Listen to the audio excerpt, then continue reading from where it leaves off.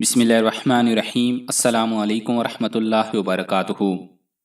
دوستو، چلغوزہ شمالی پاکستان، افغانستان اور شمالی مغربی بھارت میں اگنے والا صنوبر کی قسم کا ایک درخت ہے۔ اس کے بیج انتہائی لذیذ ہوتے ہیں اور اچھی قیمت پر فروخت ہوتے ہیں۔ یہ درخت عموماً دیودار کے درختوں کے ساتھ پایا جاتا ہے۔ زمانے قدیم سے لوگ چلغوزوں سے لطف اندوز اور فیض یاب ہوتے آ رہے ہیں۔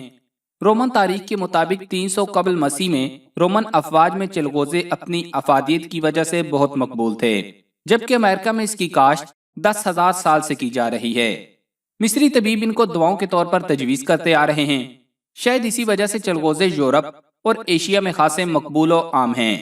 چلغوزے پائن کے بیج ہوتے ہیں، لیکن اس درخت کی سینکڑوں میں سے صرف 20 اقسام ایسی ہیں جن کے چلغوزے کھائے جا سکتے ہیں۔ چلغوزے کی تیاری میں 18 مہینے سے 3 سال تک کا عرصہ لگتا ہے۔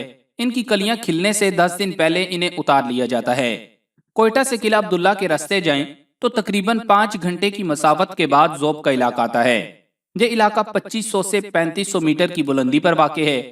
یہاں گرمیوں میں زیادہ سے زیادہ درجہ حرارت 37 سینٹی گریڈ، جبکہ سردیوں میں زیادہ سے زیادہ درجہ حرارت 15 سینٹی گریڈ ہوتا ہے۔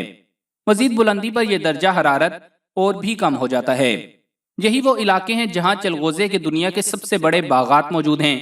یہ باغات تقریباً 1200 مربع کلومیٹر کے رقبے پر پھیلے ہوئے ہیں۔ اس علاقے میں پیدا ہونے والا چلغوزہ دنیا بھر میں نہایت معیاری مانا جاتا ہے اور پسند بھی کیا جاتا ہے۔ مناسب پیکنگ وغیرہ کر کے اسے بیرون ملک برآمد کر دیا جاتا ہے۔ بلوچستان میں پیدا ہونے والے اس چلغوزے کی زیادہ تر market Dubai, England, France, Muscat اور دیگر ممالک ہیں، جہاں خریدار اس علاقے کے چلغوزے کو منہ مانگی قیمت پر خریدنے کو تیار رہتے ہیں۔ چلغوزے کی مختصر تاریخ تو آپ نے جان لی، اب آپ کو بتاتے ہیں کہ روزانہ چند دانے چلغوزہ کھانا ہمارے جسم کے ساتھ کیا کرتا ہے۔ تو آگے بڑھنے سے قبل آپ سے گزارش ہے کہ اس ویڈیو کو لائک کریں، اور اگر ابھی تک آپ ہمارے چینل اردو لیب کے حصہ نہیں بنے تو اردو لیب کو سبسکرائب کر کے گھنٹی کا بٹن ضرور دبا دیں۔ دوستو، چلغوزے میں اعلیٰ مقدار میں اینٹی آکسیڈنٹس پائے جاتے ہیں جو فری ریڈیکلز کو نیوٹرلائز کرتے ہیں اور انسان کو دل کے امراض کے ساتھ ساتھ کینسر جیسے موذی مرض سے بھی تحفظ فراہم کرتے ہیں، بلکہ ان کا کھانا بصارت اور جلد کی صحت کو بھی تقویت دیتا ہے۔ چلغوزہ پینالک ایسڈ فراہم کرنے کا واحد قدرتی ذریعہ ہے جو بالخصوص خواتین کی بھوک کم کرنے کے ساتھ ساتھ ان کے ہارمونز کے افراز میں بھی مدد دیتا ہے۔ اس خشک میوے میں آلیک ایسڈ کی مقدار بھی زیادہ ہوتی ہے۔ یہ وہ نہ جمنے والی چکنائی ہے جو ضرر رساں ٹرائیگلیسرائڈ کو ہمارے جسم سے خارج کرنے میں جگر کی مدد کرتی ہے، اور اس سے ہمارا دل توانا رہتا ہے۔ ایک اونس چلغوزے کے مغز میں 3 ملی گرام آئرن ہوتا ہے، اور آئرن خون کے سرخ خلیات کا اہم ترین جز ہوتا ہے جو جسم کے تمام خلیات کو آکسیجن اور توانائی فراہم کرتا ہے۔ اس میں میگنیشیم کی بھی کافی مقدار ہوتی ہے جس سے پٹھے کھچاؤ سے محفوظ رہتے ہیں، تھکاوٹ اور ذہنی پریشانی دور کرتا ہے۔ ماہرین صحت کا کہنا ہے کہ اگر آپ وزن میں کمی کے ساتھ خوبصورت اور سمارٹ نظر آنا چاہتے ہیں تو اس کے لیے خشک میوہ جات کو روزمرہ کی خوراک میں شامل کر لیں۔ ایک تحقیق کے مطابق خشک چلغوزے کے ذریعے نہ صرف خوبصورتی میں اضافہ ہوتا ہے بلکہ یہ وزن کو قابو میں رکھنے کا بھی آسان طریقہ ہے۔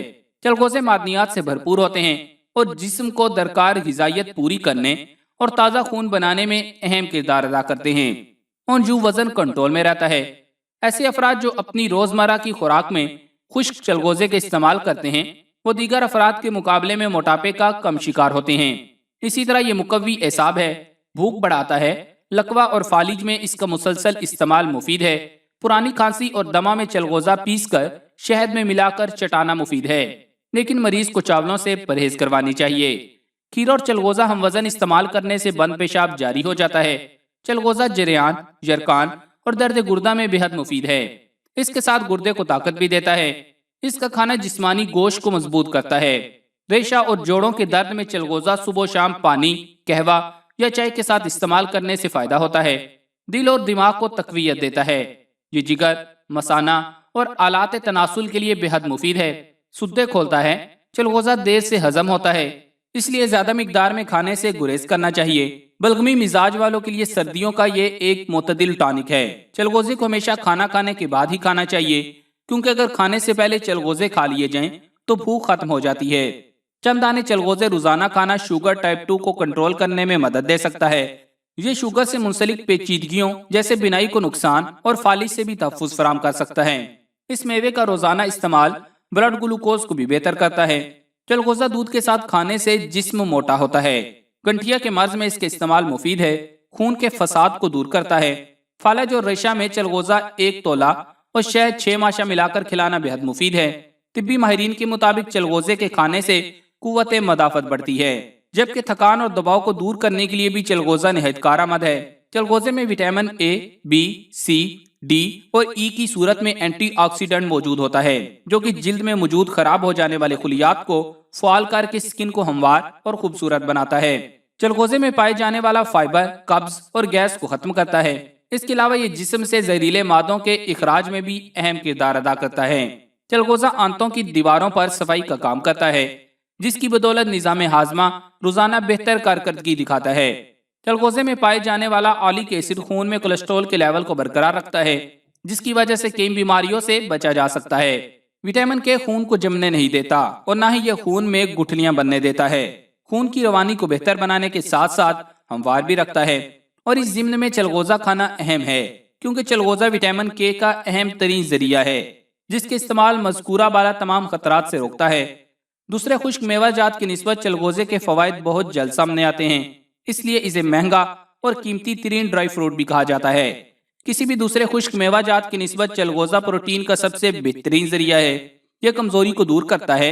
इसके खाने से भूख की शिद्दत में कमी आती है, इसलिए ये उन अफराद के लिए बेहतरीन डाइट है जो अपना वजन कम करने के ख्वाहिशमंद हैं। चलगोजे में पाए जाने वाला विटामिन ई स्किन के लिए बेहतरीन जरिया साबित होता है। धूप की शिद्दत से झुलस जाने वाली जिल्द के लिए भी चलगोजा का इस्तेमाल मौसर रहता है। चलगोजे से तेल भी बनाया जाता है जो जायकेदार और खुशबूदार होता है। इस तेल का इस्तेमाल ज़माने कदीम से हर्बल अद्वियात में मुख्तलिफ बीमारियों से बचाव के लिए किया जाता रहा है। इसके अलावा यह तेल कॉस्मेटिक सर्जरी, अरोमाथेरापी, कुकिंग और सलाद में भी इस्तेमाल किया जाता है। चलगोजा गर्म तर दर्जे अव्वल है। इसका मगज 1 तोला से ज्यादा नहीं खाना चाहिए। किसी भी फल के खाने का अच्छा तरीका यह है कि मुकर्रर मिकदार में रोजाना खाए जाए।